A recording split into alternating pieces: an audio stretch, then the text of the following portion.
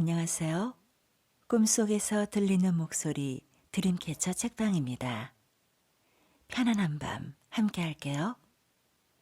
오늘 읽을 책은 역사가 기억하는 세계 100대 의학입니다. 역사가 기억하는 세계 100대 의학. 왕문샤 편저, 김정자 옮김, 출판사 꾸벅. 믿어지세요? 17세기 이전 제왕절개는 사람을 살리기 위해서가 아니라 산모의 뱃속에서 죽은 태아를 꺼내기 위해서 시행되었습니다. 20세기에 치열한 전쟁이 벌어지던 그때 전쟁터에서 사망한 사람은 천연두로 사망한 사람의 3분의 1밖에 되지 않았습니다. 오늘날에는 의학기술이 발달되어 큰 어려움 없이 질병을 치료할 수 있습니다. 의학기술은 어떤 과정을 통해서 발전했을까요?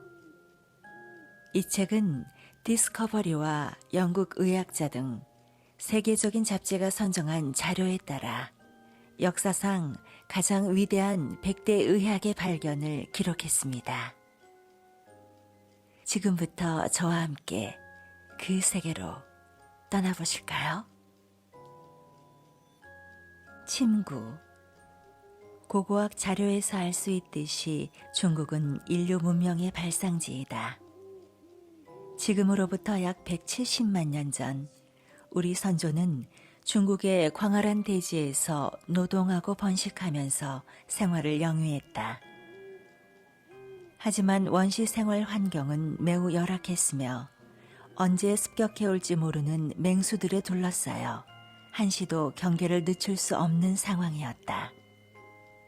원시의 노동도구 역시 매우 조악하여 종종 돌발적인 상해를 입었다. 시족부락 사이에는 언제나 전투가 벌어졌고 질병으로 인한 피해도 적지 않았다. 인류는 자연과 투쟁하면서 다양한 생존 경험을 축적했다. 최초의 침구는 우연한 사건을 계기로 발견되었다. 원시인들은 우연히 뾰족한 물건이 신체 일부분을 찔렀을 때 피가 나면서 통증이 줄어든다는 사실을 발견했다. 그리고 우연한 현상이 반복되는 과정에서 어느 부위를 자극해야 통증이 사라지는지를 알게 되었다. 신석기 시대에 이르러 숫돌로 재료의 일부 또는 전체를 갈아서 만드는 마제 기술이 발전하면서 원시적인 침술 도구인 켬석이 등장했다. 오늘날 사람들이 사용하는 스테인리스 은침은 석기시대의 켬석, 석침, 골침, 죽침 등의 원시 침구 단계와 동침, 금침 단계를 거쳐 발전한 것이다. 사람들은 질병을 치료하고 통증을 줄이기 위해 각종 재질의 침으로 인체의 혀를 자극했는데 이런 치료법을 침술 치료라고 불렀다. 불을 사용하면서부터 원시인은 보온을 하고 음식을 익혀 먹었으며 횃불을 만들어 맹수를 물리쳤다. 그러다가 종종 불똥이 피부에 튀어 상처를 입곤 했는데 그 과정에서 부분 화상이 일부 질병의 증상을 경감시킨다는 사실을 발견했다. 그리고 여러 차례의 경험을 통해 마른 식물 줄기와 잎을 이용하여 피부가 뜨겁지 않게 자극하는 방법을 찾아냈다.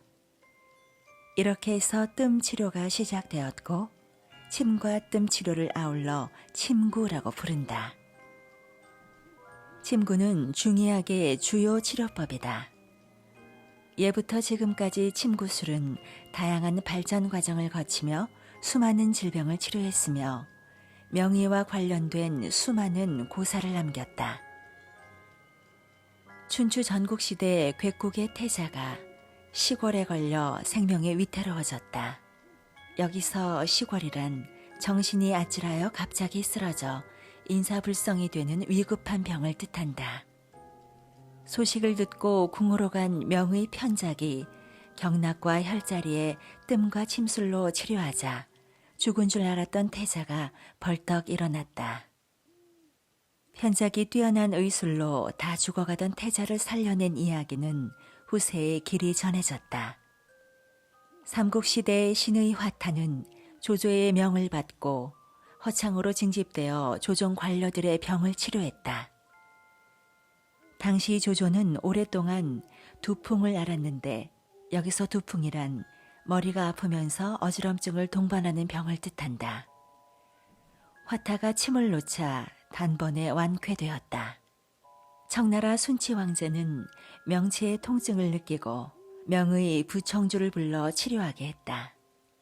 부청주는 안색을 살피고 진맥을 한 결과 심장과 폐에 울기가 쌓여 침구 치료가 필요하다고 판단했다. 침구 치료를 하기 전 부청주는 황제에게 정중히 말했다. 제가 황후마마와 하룻밤만 보낼 수 있도록 허락하신다면 황제에게 침구 치료를 해드리겠습니다. 이 말을 들은 황제는 불같이 화를 내며 부청주에게 욕을 쏟아내고는 당장 그를 끌어내라고 소리쳤다.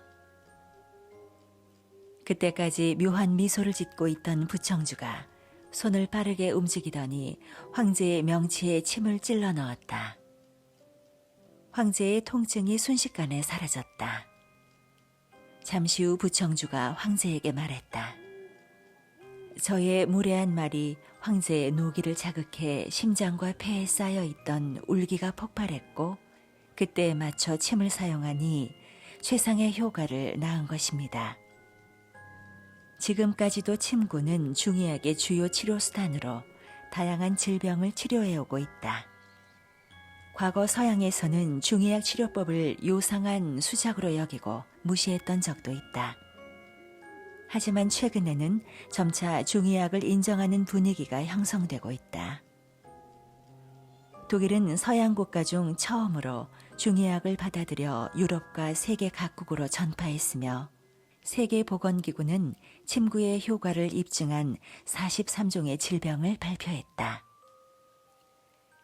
약초. 초기 원시사회가 형성되고부터 인류는 질병을 이해하고 치료하기 시작했다. 원시인들은 경험으로 일부 식물이 질병의 통증을 경감시켜준다는 사실을 발견했다. 최초의 약초가 발견된 것이다. 중국에는 신농씨가 100가지 풀을 맛보고 최초로 약초를 발견했다는 이야기가 있다. 그래서 신농씨를 약초의 신으로 추앙한다. 당나라 정부는 세계 최초로 약초에 관한 서적인 당본초를 발행하여 후세의 약물학 발전을 이끌었다. 송나라 때는 생약 감별법이 발달하고 약물 생장 환경과 생태 환경이 크게 개선되었다. 의학자들은 약물 제조 규범을 제정하고 약물 배합법과 금지해야 할 약물 목록을 작성했다. 명나라 때는 이시즌이 본초 강목을 편찬하여 16세기 이전의 동물학과 식물학, 광물학, 야금학 등 다양한 지식을 고교에 널리 알렸다. 청나라 때는 의학자 조항민이 중의학에 관한 내용을 풍부하게 담아낸 본초 강목 수뷰를 편찬했다. 약초는 사기 오미로 나뉜다. 사기는 사성이라고도 하며 약의 한, 열, 온, 량을 가리킨다. 그리고 오미는 매운맛, 신맛, 쓴맛, 단맛, 신맛을 가리킨다. 약초의 기와 맛은 서로 다르며 그 효과도 다양하다. 중국으로 양약이 건너오기 전 약초로 병을 치료하던 시기에 명나라 이시즈는 약초 치료법 발전에 큰 공헌을 했다. 명정덕 13년 호북 지역의 의학자 집안에서 태어난 이시즈는 어릴 적부터 아버지와 형과 함께 약초를 채집하고 약방문을 필사하며 자연스레 약물학 지식을 익혔다. 과거 시험을 중시하던 당시 그는 14세에 수지 시험에 합격하지만 정작 팔고문에는 큰 관심이 없었다. 팔고문이란 중국 명청대의 과거에 관한 특별한 형식의 문장을 말한다. 결국 과거에 세 차례 낙방한 그는 과거의 급제에 입신양면하는 길을 포기하고 의사의 길을 걷기 시작했다. 본초 강목은 세상에 나오기가 무섭게 중국 전역으로 빠르게 퍼져나갔고 후세에도 큰 영향을 미쳤다. 그리고 영어, 일본어, 독일어, 프랑스어, 라틴어, 러시아어로 번역되어 세계 각지에 전해졌으며 지금까지도 학술적 가치가 높은 고대 과학 문헌으로 평가되고 있다. 고대 중국 이외에도 고대 그리스와 고대 로마에서도 약초 치료 방법을 사용했다. 페다니우스 디오스코리데스는 고대 그리스의 의사이자 박물학자이다. 그는 당시 약용으로 쓰이는 모든 식물과 치료법을 정리하여 약물에 대하여를 편찬했다. 저서에는 600여 종의 약초가 기록되어 있는데 오늘날 그중 5분의 1에 해당하는 약초의 치료 효과가 입증되었다. 디오스코리데스는 1500년 동안 약초 연구 영역에서 독보적인 자리를 차지했다. 그의 저서 약물에 대하여는 1665년 영어를 비롯하여 다양한 언어로 번역되어 오늘날까지도 출판되고 있다. 약초는 이처럼 많은 나라에서 효과를 인정받고 있으며 독성이 적은 것으로 확인된 이후로 만성병을 치료하는 데 널리 사용되고 있다. 고대 백내장 치료술. 브라만 시대의 인도 사람들은 인체에 대한 연구를 시작했고 외과 수술 영역에서 높은 성과를 거두었다. 그들은 100종류 이상의 외과 수술 기구로 골절, 탈골, 뱀에 물린 증상 등을 치료했다. 그리고 절제, 견인, 흡입, 봉합, 적출 등의 외과 수술법으로 절제술, 방광결석 적출수술, 해부, 여과 외회전술, 안카수술을 했다. 여기서 고대 인도의 외과 치료술이 얼마나 수준이 높았는지를 알 수 있다. 고대 인도에서 시술한 안과 수술은 대부분 백내장 치료였다. 백내장은 눈의 수정체가 혼탁해지다가 결국엔 눈으로 들어오는 빛이 완전히 차단되는 증상으로 주로 노인에게 나타난다. 오늘날 백내장에 걸린 환자는 수정체를 잘라내기만 하면 다시 빛을 볼 수 있다. 물론 더욱 선명하게 사물을 보기 위해서는 안경의 도움을 받아야 한다. 간단하지만 정밀함이 필요한 백내장 수술은 의학이 발달한 오늘날에도 결코 쉽지 않다. 그렇다면 3000년 전 인도의 수스루타가 최초로 백내장 수술을 감행했을 때를 상상해보자. 엄청난 센세이션을 일으키고도 남았으리라. 수스루타는 백내장을 어떻게 치료했을까? 그는 백내장 환자를 똑바로 앉힌 뒤 수술을 시작하기 전 눈에 입김을 불어 따뜻하게 만들고 엄지손가락으로 문질러 동공의 백내장을 드러나게 했다. 이어서 조수에게 환자의 머리를 잡아 고정하게 하고 자신의 코끝을 보도록 했다. 그리고 각막 바깥쪽에서 동공 안쪽의 내장을 바늘로 찔러 물과 점액이 흘러나오게 한 뒤 내장을 눈 아래로 밀어 넣었다. 마지막으로 일주일간 기름솜을 상처 부위에 덧대게 했다. 일주일 뒤 기름솜을 제거한 환자는 마침내 광명을 되찾았다. 물론 예전처럼 선명하게 오늘날에도 깨끗하게 보기 위해서는 안경의 도움을 받아야 한다. 보이지는 않았지만 대단한 성과임은 틀림없다. 이 밖에도 수스루타는 여러 가지 수술을 시행했으며 기원전 750년 전 유일한 외과 전문 서적인 수스루타 상히타를 남겼다. 고대 인도의 외과 의사들은 같은 시대의 어떤 지역에서보다 많은 수술을 했다. 인도 의사들은 수스루타 상히타를 교재로 삼아 소금에 절인 음식물과 진흙을 가득 넣은 가죽 가방, 잘 익힌 고기 덩어리로 수술 연습을 했다.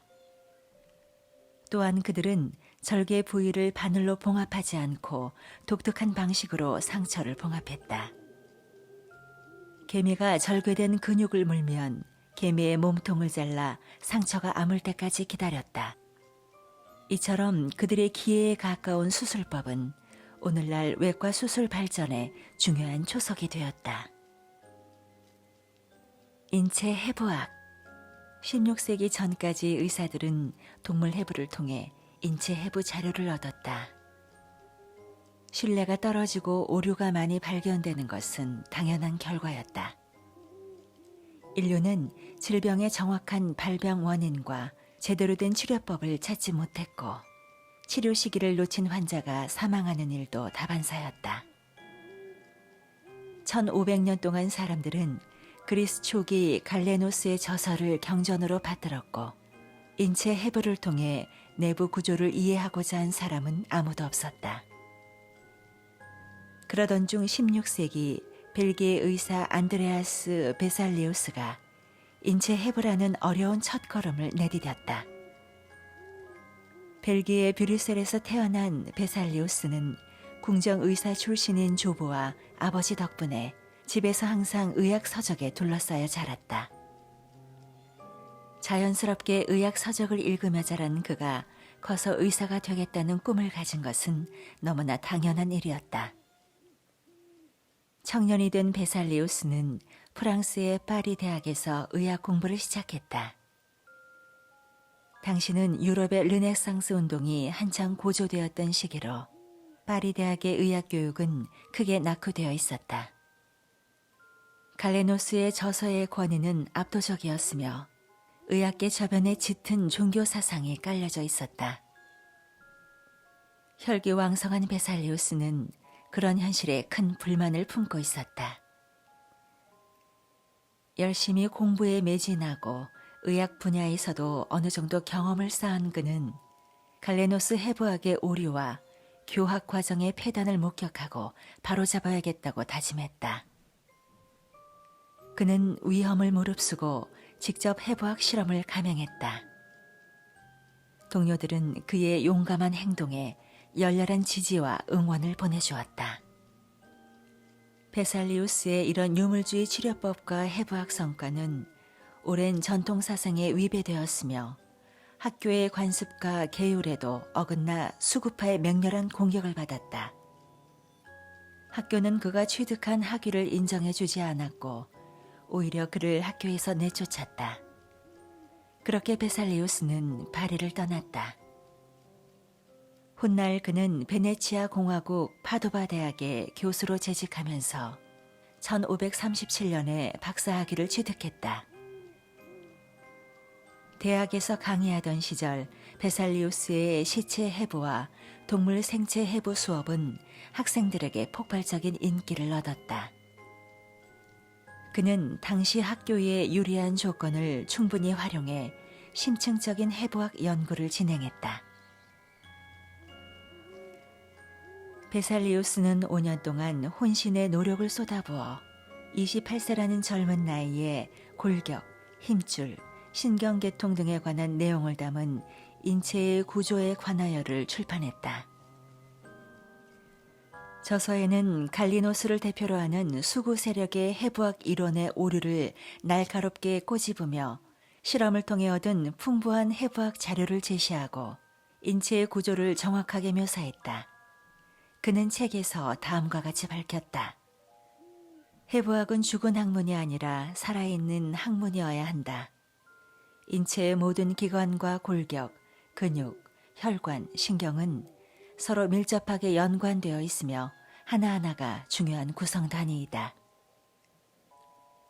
그는 갈레노스 학파가 주관적으로 추측해서 생겨난 오류를 바로잡았고 해부학이 나아가야 할 올바른 길을 제시했다.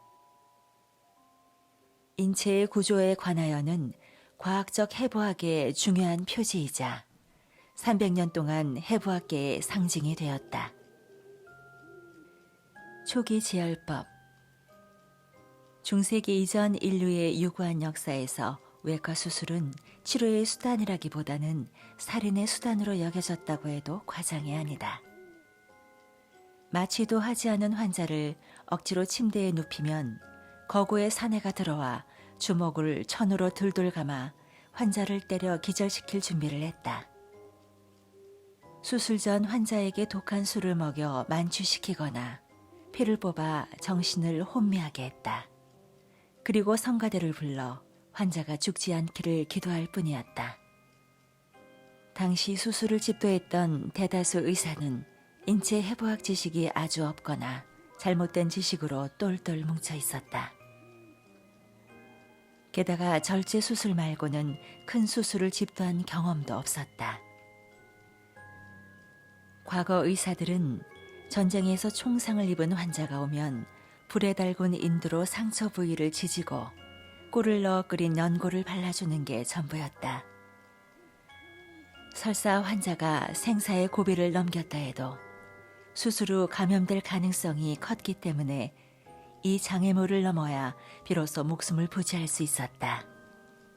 하지만 당시 사람들은 수술 후 상처에 발생하는 화농성 감염을 상처가 아물면서 나는 악취라며 상태가 호전되는 신호로 여겼기 때문에 환자가 수술 후 감염으로 사망하는 일은 비일비재했다. 인류의 야만적인 외과 수술 방식을 바꿔놓은 인물은 이발사 출신 프랑스 군의관 앙브로아주 파레이다. 파리의 한 이발소 수습생이었던 파레는 외과의 일을 함께 담당하던 중 군대에 입대하고서부터 외과 의사 일만 전임하게 되었다. 당시에는 전문 외과의가 없어서 이발사가 겸직했다. 이발사 출신 파레는 사회적 지위가 낮고 사람들에게 경시받던 외과 의사라는 직업을 지금의 위치로 끌어올린 장본인이다. 당시 군대에서 행해진 수술은 매우 야만적이었다. 전쟁에서 부상당한 병사에게 불에 달군 인두와 끓인 연고만 치료해야지 그 외의 방법을 쓴다는 것은 의사 자리를 걸고 모험하는 것이나 다름없었다. 그러던 어느 날 가지고 있던 연고가 전부 동나버렸다. 어쩔 수 없는 상황에 처한 파레는 급한 대로 계란과 장미유, 테레빈유를 혼합해 환자의 상처 부위에 발랐다. 그날 밤 파레는 일이 잘못되면 실직할 수도 있다는 걱정과 기존의 치료법에 따르지 않아 환자가 죽을 수도 있다는 두려움 때문에 잠을 이루지 못했다. 다음 날 동이 트자마자 전전긍긍하며 환자를 보러 간 파레는 뜻밖의 결과에 깜짝 놀랐다. 자신의 치료법이 기존의 것보다 훨씬 좋은 결과를 가져왔기 때문이다. 파레의 방법은 야만적인 외과 수술법의 변혁을 불러왔고 그때까지 사용되었던 연류소작법, 연류소작법이란 상처 부위를 불로 지져 치료하는 방법을 말한다. 이 연류소작법을 밀어냈다. 파레가 계란과 장미유, 테레빈유로 만든 혼합물로 상처 부위를 바른 것을 드레싱이라고 한다. 의학 용어로 상처나 외상 부위를 소독하는 행위를 말한다. 훗날 파레는 연류소작법이 아닌 견사로 봉합하는 결찰법으로 지혈에 성공하여 환자의 고통을 크게 줄여주었다. 파레는 새로운 방법을 계속 연구해 병사들이 전쟁터에서 과다출혈로 사망하는 것을 막았으며 최초로 의수와 의족, 의치를 발명했다. 1545년 파레가 쓴 보편 외과학은 다양한 언어로 번역되어 빠르게 유럽으로 퍼져나갔고 각국 군대의 의료 지침서로 선정되었다. 연류소작법은 오늘날에도 지혈법 중 하나로 사용되고 있지만 파레의 지혈법 역시 효과적인 지혈법으로 주목받고 있다. 콘돔. 1492년 크리스토퍼 콜럼버스는 아메리카 신대륙을 발견했다는 희소식과 함께 전염병 바이러스를 가지고 귀국했다. 초기에는 별다른 관심을 끌지 않던 이 바이러스는 1년 만에 프랑스, 독일, 스위스를 거쳐 유럽 전역으로 퍼져나갔으며 10년 뒤 세계적인 대유행을 일으켰다. 이것이 바로 매독이다. 매독은 주로 남녀의 성교를 통해 전파되었기 때문에 성병이라고 불렸다. 안전하게 성교를 할 방법은 없을까? 사람들은 고민을 거듭하던 중 음경에 덮개를 씌우면 남녀의 체액이 섞이지 않아서 전염병을 막을 수 있다는 생각에 이르렀다. 그렇다면 어떤 재질로 만든 덮개가 가장 안전할까? 이탈리아 파두아 대학의 해부학 교수 가브리엘 팔로피우스는 1550년 리넨으로 덮개를 만들었다. 전염병을 예방할 목적으로 만들어졌다고 해서 안전덮개라고 불렸다. 1551년부터 1562년까지 1100명을 대상으로 각종 콘돔을 실험한 결과 대부분 사람이 콘돔 사용에 만족한다는 사실을 증명했다. 19세기에 들어서 콘돔은 다양한 변화를 거쳤다. 1843년 찰스 구드리어와 토마스 핸콕은 혁명적인 가왕법을 발명하고, 가왕법이란 생고무에 황을 넣어 가열하여 탄성도를 높이는 방법이다. 생고무와 유황을 가열 처리하여 단단한 고무를 견고하면서도 탄력 있는 재료로 변형시켰다. 당시 고무는 가격이 저렴하고 대량 생산이 가능했기 때문에 고무 콘돔이 양 4장으로 만든 콘돔을 대체했다. 고무 콘돔은 기존의 콘돔보다 품질이 우수하고 견고해서 아무리 힘센 정자도 뚫지 못했다.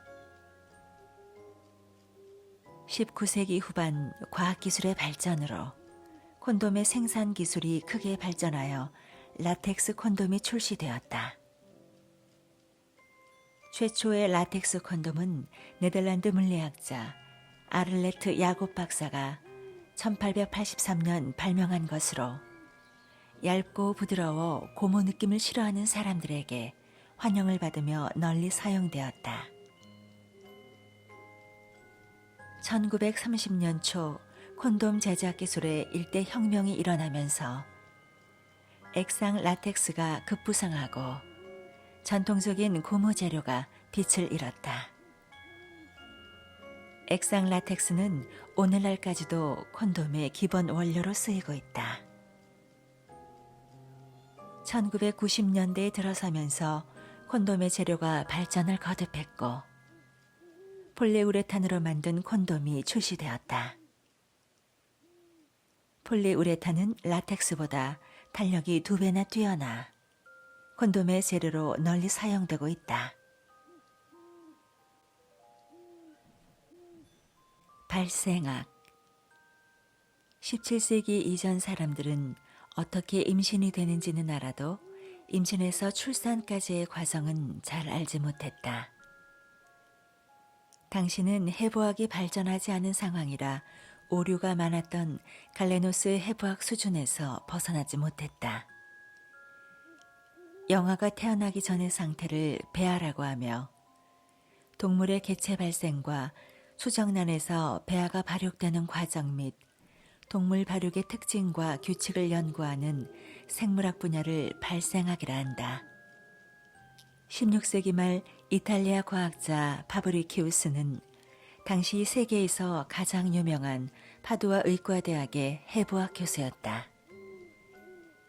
재직 시절 파브리키우스는 태아의 발육 과정 변화에 흥미를 느끼고 다양한 동물의 배아가 어떻게 태아로 발육되는지 연구하기 시작했다. 1598년 그는 닭 배아와 인간 배아의 발육 과정을 오랫동안 연구 끝에 글로 발표하여 큰 반향을 일으켰다.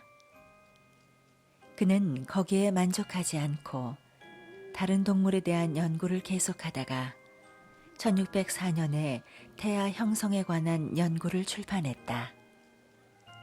책에서 그는 여러 동물의 발육 말기에 나타나는 변화를 서술했다. 사실 배아는 매우 작아서 육안으로 보는 것이 불가능하다. 따라서 현미경이 발명되기 전에 이 과정을 이해했다는 것은 기적에 가까운 일이었다. 파브리키우스 역시 자세한 과정을 일일이 묘사하지 못했지만 그의 발견은 발생학 발전의 튼튼한 초석이 되었으며 후세의 과학자들에게 이론적 토대를 제공했다. 19세기 러시아의 발생학자 베어는 어류, 양서류, 포유류의 배아를 자세히 관찰하고 정확하게 개괄해냈다.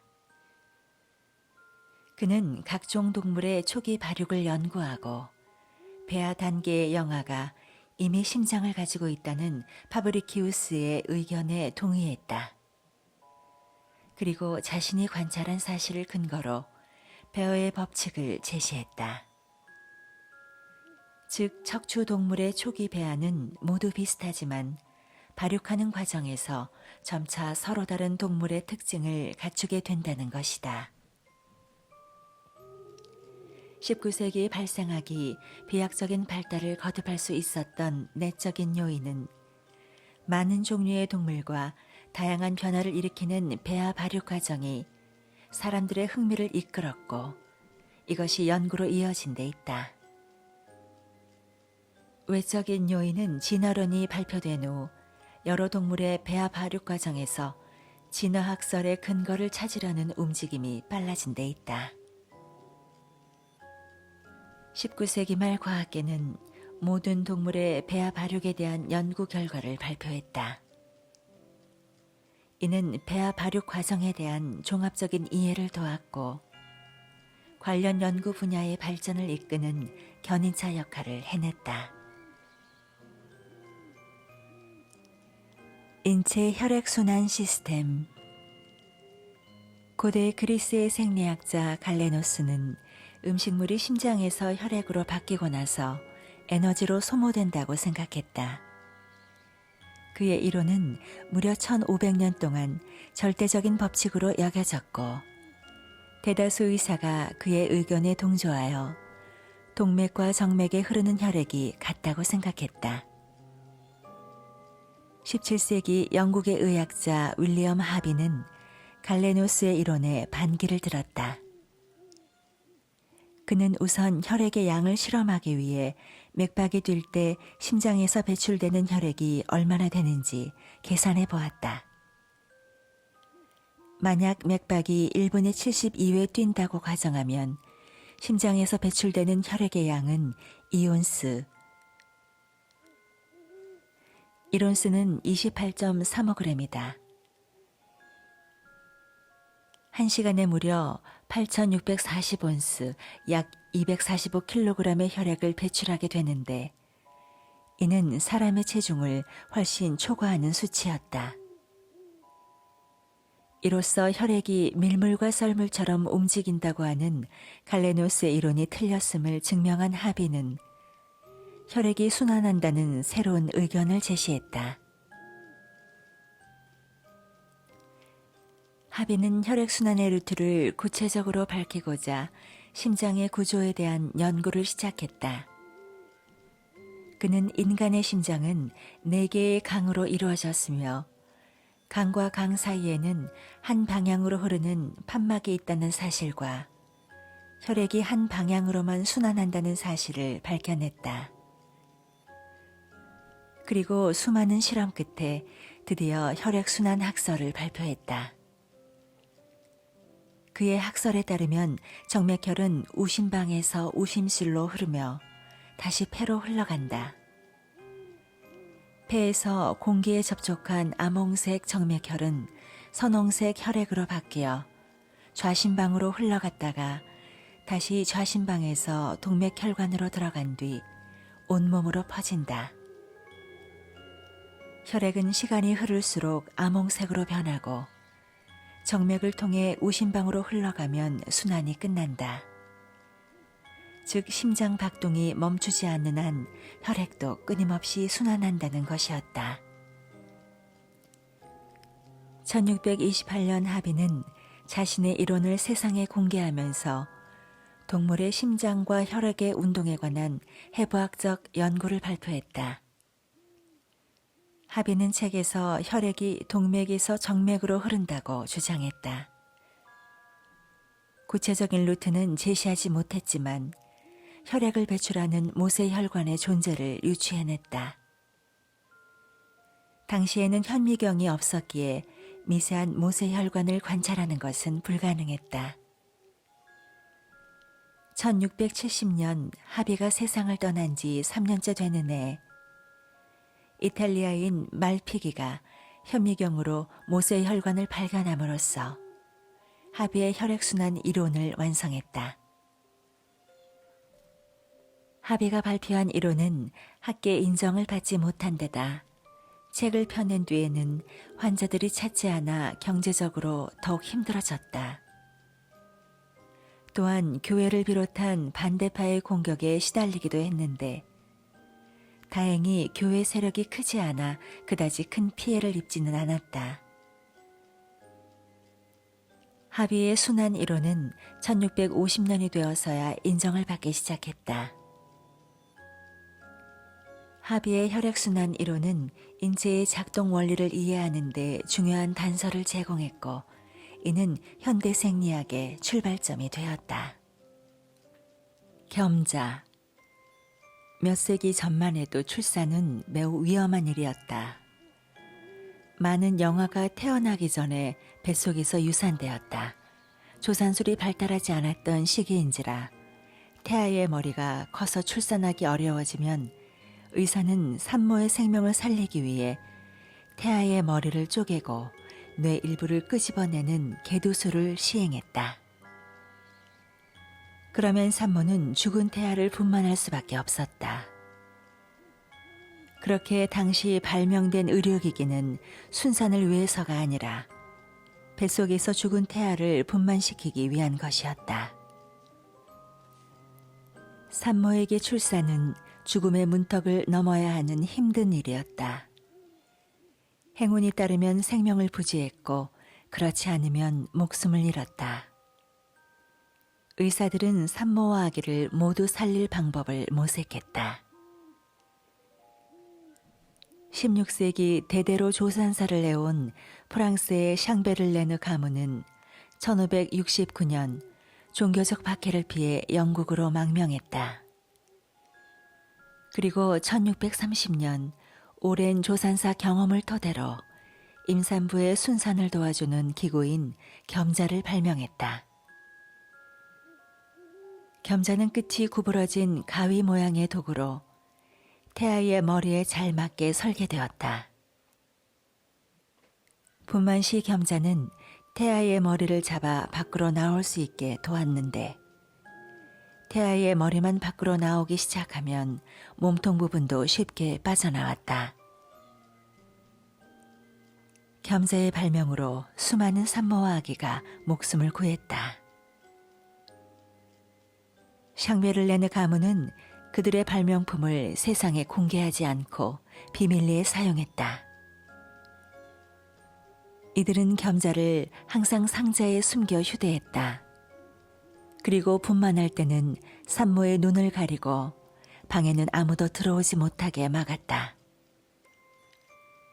뿐만 아니라 겸자가 부딪히는 금속성을 듣지 못하도록 나무 막대나 방울을 흔드는 등 비밀 유지에 힘썼다. 샹베를레느 가문은 겸자의 발명으로 엄청난 부를 축적했다. 그러던 1728년 100년이 넘게 지켜오던 비밀이 가문의 마지막 사람의 입을 통해 세상에 공개되었다. 1733년 에드먼드 체프먼이 겸자에 관한 자세한 글을 세간에 발표했다. 겸자가 보편적으로 사용되면서 영아의 생존율은 올라가기 시작했다. 훗날 윌리엄 스멜리는 겸자를 개량해 산모와 영아의 생존율을 크게 높였다.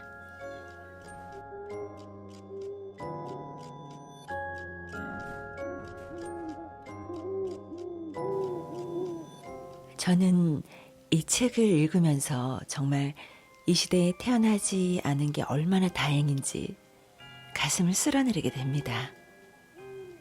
조금은 비정상적이고 비현실적으로 생각되는 그 의학적 발상이 오늘날의 의학 발전을 이끌었다는 점에서 흥미를 느꼈어요. 그리고 미지의 길에서 앞장섰던 용기 있는 사람들에게 감사하게 되는데요. 꿈속에서 듣는 목소리 드림캐쳐 책방. 오늘은 여기까지. 문을 닫을게요. 여러분, 편안한 밤 되세요.